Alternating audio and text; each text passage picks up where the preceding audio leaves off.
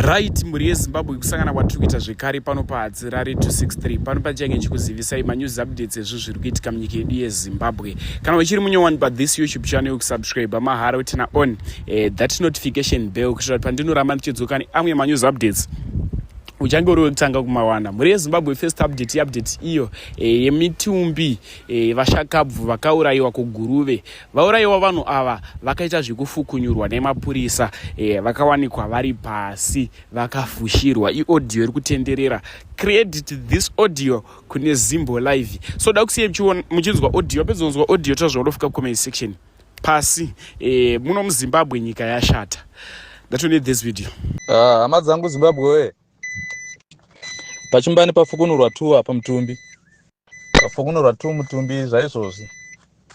Mumwe wacho wanga uri kuzasi kwebridge, mumwe uri kumusoro kwebridge pakaita ati magarden so. But area yacho yoyo hainambobvira yakashaika munhu kuti pane munhu akanyangarika kana akatsakatika. But tazongoshamisiiko polisi yasvikawo nemasoja munhu achitofukunurwa, vanhu vachitofukunurwa. Zvitsva akauraya, akabata basa hama dzangu. Kuchema kwedu kukuru. Kuchema kwedu ticharamba tichichema chete nokuti zvimwe zvacho zviri kuitika ka. Tasingafungire kuti area yedu ingawanike zvinhu zvakadaro. But vatongouya akaratidza kuti apa. Zvaizvozvi ndikutaura zvaizvozvi. Next update iyo yaSulumani Chimpetu apo paabuda achinamatira president Mnangagwa nevana vapresident vakapfugama pasi pemuti vachinamata vakagadhiwa. Dakusiye mchiona video, yapedza kuona video tozvinofika comment section isaterare ndinofamba nemanews updates echokwadi asina nema mukati, saka ndichifamba nevideo. Tatione this video. Mwari Baba muri kumusoro kudenga, ndimi makasika denga nenyika. Tafugama pano semuranda wenyu Sulemani Chimpetu Baba panguva ino tichinamatira mukuru wenyika ino Baba President Emmerson Mnangagwa, dzimai wavo nevana vavo nevazukuru vavo nehama dzavo Baba vavhumbamirei Baba sekutaura kwamakaita kuburikidza nemuranda rume wenyu Emmanuel Makandiwa, mukati tinamatiri vakuru venyika. Zvakanzikudza Baba namai kuti mazuva ako epanyika awedzerwe Baba. Ndakamira ndiri pano Baba, ndakapfugama ndiri murenje redendera. Amen. Ndichinamatira muranda rume wenyu Baba, ndimi makamutuma basa rekutungamirira nyika Baba. Mubvambamirei Baba, mupei utano. Amen. Mupei makore akawanda ekurarama. Mabasa akanaka ari kushanda tikumaona Ishe. Saka tafugama panguva ino tichimunamatira Baba. Zadzikisai shushuwo chemwoyo wake, zadzikisai shushuwo Amen. chenyika yeZimbabwe Baba. Ndimi makamutuma, ndimi makamusarudza Baba. Ndinotenda kukomborerei gore rino richitanga Baba achidzoka muofisi. Kupei simba. Amen. Masimba akawedzerwa Baba. Tinatsoona kugona kwake, tuone kugona kwenyu kuburikidza nemuranda komana wenyu Baba. Amen. Ndatenda ndinonamata nemuserenyu runogara nemusingaperi. Amen. Next update iyo ya maititi ofurufusha hatiperi. Kuna hatirare, ndina hatirare na hatiperi. Amwana wano confuse kanozwa mwe munhu comment section anchita I love you hatiperi.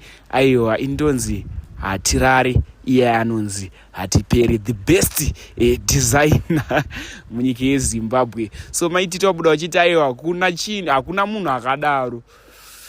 Zviri kwere zviri kushorana. Ndataure mucomment section. Much love. Uyu wemadesign emutonono uyu akambonditiri kwegore ndibokudza yangu kuti wainda zoda hangu kumuwanzira, but I can't say he's somebody I hate because kwandiri munhu asina basa, plus kwandiri anotoriwo mwana wandotoonawo ndichitonzwira tsitsi. Sometime if you remember inini mukanona ndichironda munhu inenge itori clapback, handingotange kuwanzira vanhu chero munhu akaita chinhu zvinoimbarasa kana asinambopinda mugarden mangu ka handinei naye.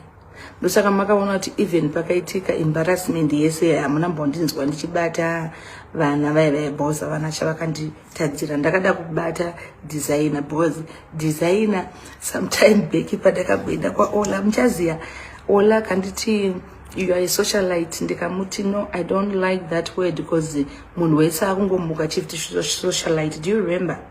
Ndikati nini I prefer to be called an influencer. Uyu wemadesigner ke mtonono akangomuko anzwa ndataura zvekuti I prefer to be called socialite akamuka kanyora paragraph rake rekuti inini there is only one socialite I know in this Zimbabwe. Ko waitwa say none kupi. Inini, that's how I see myself as an influencer because I really do influence. I don't need anybody to tell me whether I'm not an influencer because I know what I can do. The influence I have is too much. That's influence. You understand?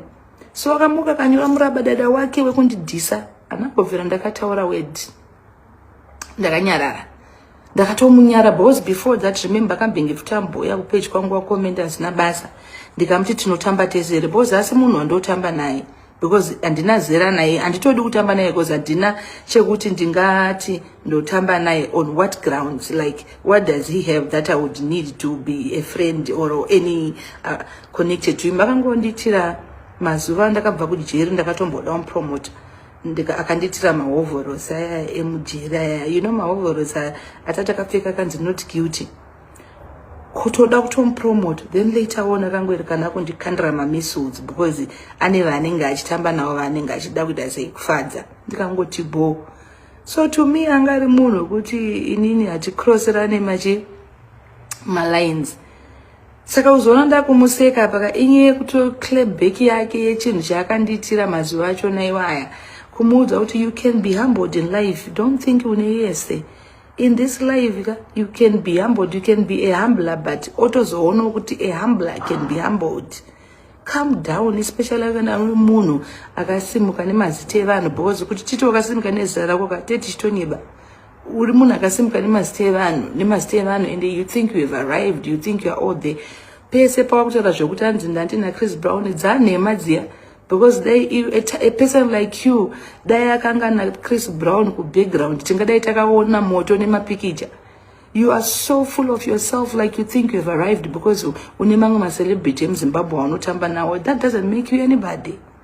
As long as you are in a slicker of other people, you are nobody. Because if you're not able to stand for yourself, uchita zvokuya wakawanda kuseri kwevanhu, ashande zviya. Ashande. Atitombo kuconsider isusu tinobiga munhu akazvibuilda from scratch kuti inini ndakauya nehondo dzangu. For this name to be out there is because of myself, not kuti unouya nekuseri kwevanhu. Mumwe ari aro iwe uri shield, aro rotungamira mberi wakashiridwa. Wati aro. I don't hate him because there's nothing to hate. He's not somebody that I can even say I can compete with because he is not, to me, and ndinachanda ndaona chinoshamisa hangu pari chekuti ndinganzi. And I understand kuti mwana asiri wezera rangu, but vana vasiri mazera edu ngavaremekedze chembere dzakaita sesu because isusu chembere dzakaita sesu kana chako kutaurira ikamuno but tokubatai panonaka because isusu hapana chinoti muva chinyowani. Panemi murima upcoming wannabes. You know, some of us have been in this game for years. Oh, ya wo reduce neka mwana kane tundevu tunenge togotora rembudzi kachikuudza kuti anzi you are not an influencer. Like what the hell?